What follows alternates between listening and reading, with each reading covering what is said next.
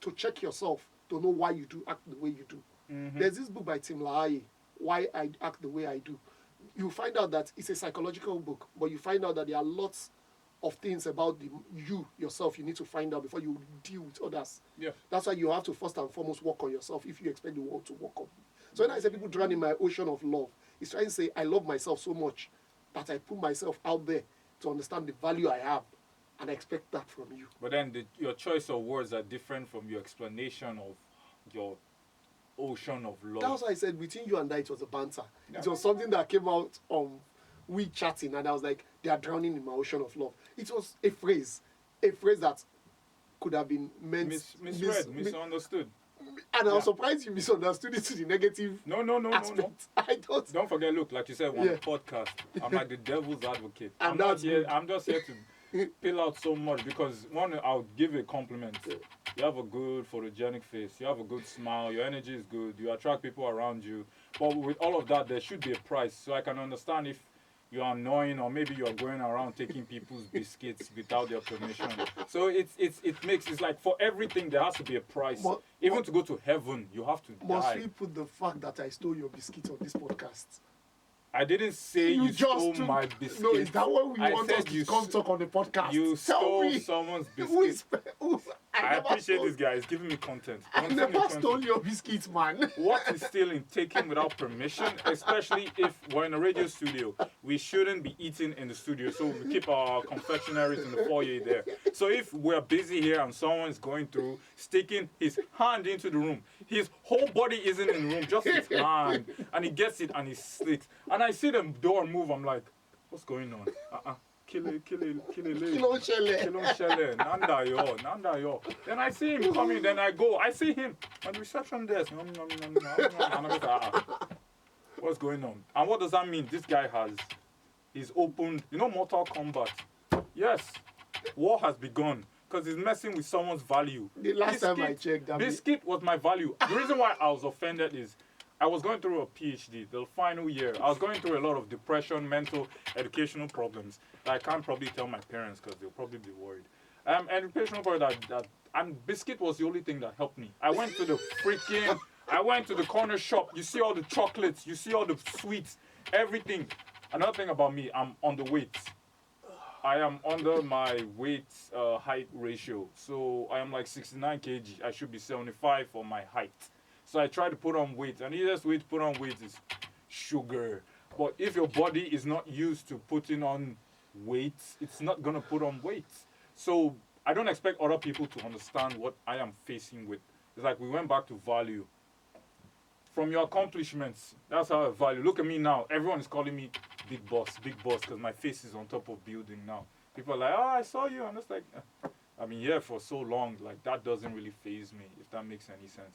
Because my value from everyone else is different from my value from myself. So I'm trying to build value for myself. What do I see in myself? And I have to go back in time. Back to life. Back to reality. And where do I come from? I come from a small place in Africa, the Bight of Benin, Niger, Congolese area, region in the south. And I'm the son of a man, my great-grandfather disowned from his tribe. So my grandfather had a house, I didn't have a village. My mom moved from her tribe to live with my father, so I understand where I am from. I've seen the influences, I've made the connections, I've met people, I've seen them come and go. And I wish them the best, because after the lockdown, nothing is, like always, nothing is expected. Nothing can be predicted. You just have to cross your fingers and hope. It's like your ocean of love. Tell me the health and safety of your ocean of love. I just want to know. Coming prepared to drown. That is not.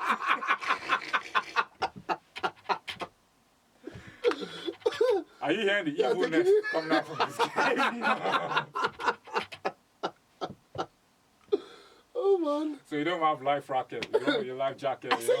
It's a hollow ground. You ain't dropping. You keep. But see, with your misconception, with your beautiful, it's like there's a bit of femininity there, where you come with the appealing looks, but then you fall into it. You're like, wait, where am I? You're like, you're already drowning. It's too late. It's too late, man. Take the mic. You're drowning. And he's laughing while you're drowning. Who is the evil people? The people who are smiling or the people who are frowning?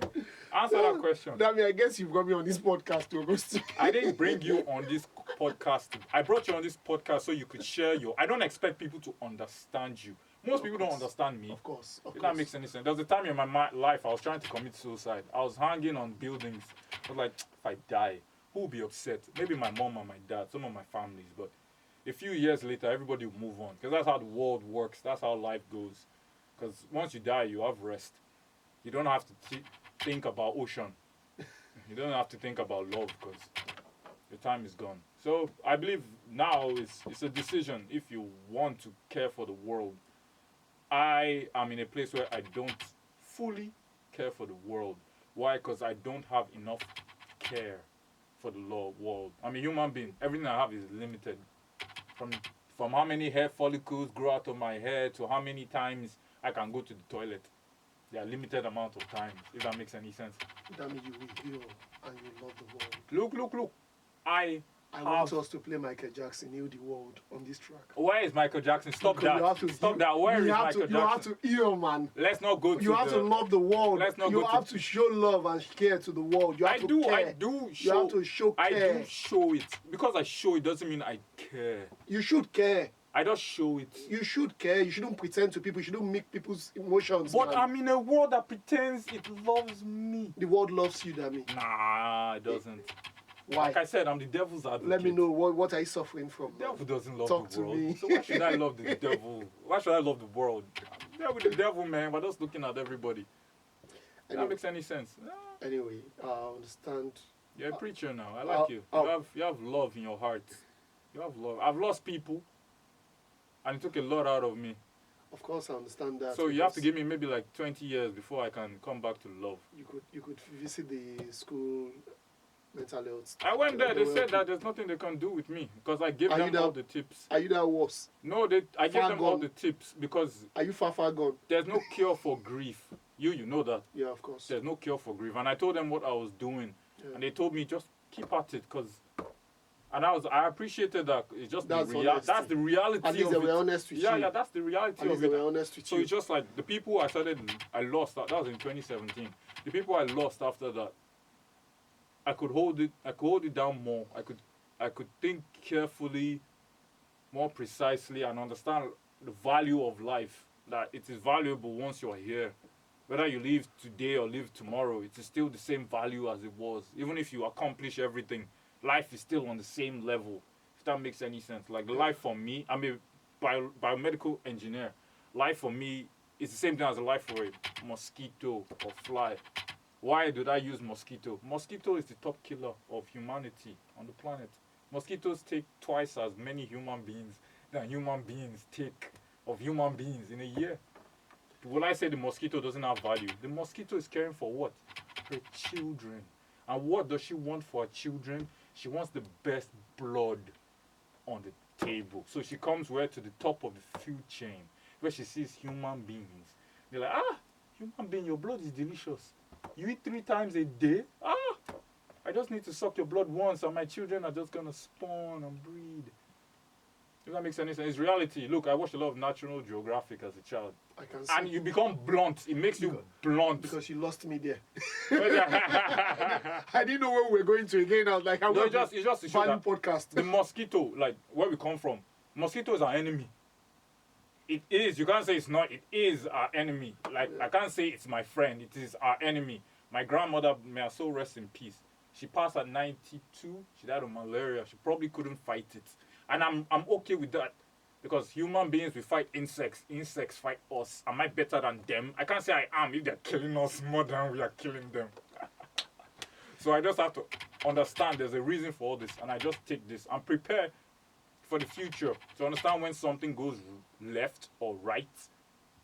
Right not being good, but right, like misdirection. I should just sit down, slow myself, observe what's going on, and try and process and think. Not thinking too far ahead of what's going on. Because when anything happens, there are like infinite lessons you can learn. But we're not patient enough. You were telling me, ping pong, I'm not patient enough. Yeah, because I'm not aiming to win. I'm just aiming to have fun, man. That's all it is. Yeah, but even with having fun, you should learn how to play the game properly, because there is a thin line between fun and knowing what you're doing. Because it gets boring when you keep missing the target and you're no longer playing. But that's your assessment. That's what I said. My unconscious bias. Yeah, your conscious bias. My unconscious bias. That's where it comes in. Mm-hmm. So you see, at the end of the day, you have to look for someone like you to keep on playing ping pong with you, because someone like me will get bored when you keep on hitting it off the board and you're not willing to want to learn to hit it on the board. So I'm going somewhere. So that's where what made me move to telling you that like minds attract. So there's no way into my ocean of love, since that's where we started this podcast from. It is attractiveness, your attraction. You attract people that attract you. Yes, of course, not everybody loves me. I am not foolish to know that. That's a lie. Who doesn't love you? Not everybody loves They've me. not drowned in your ocean, that's why. Not everybody loves me. Let them drown in your ocean, then you'll know if they love you. That's how you know. No? Not everybody loves me. That's not a joke. That I'll be fool to believe that. But what I mean is, Stop. That's not a joke. Where do you tell the truth? You're always joking. Try not to laugh. Try not to laugh now. 2 seconds. 1, 2. Yeah, see. why life is meant for me. See, I grew up finding out that it's better to live than to wish to have lived.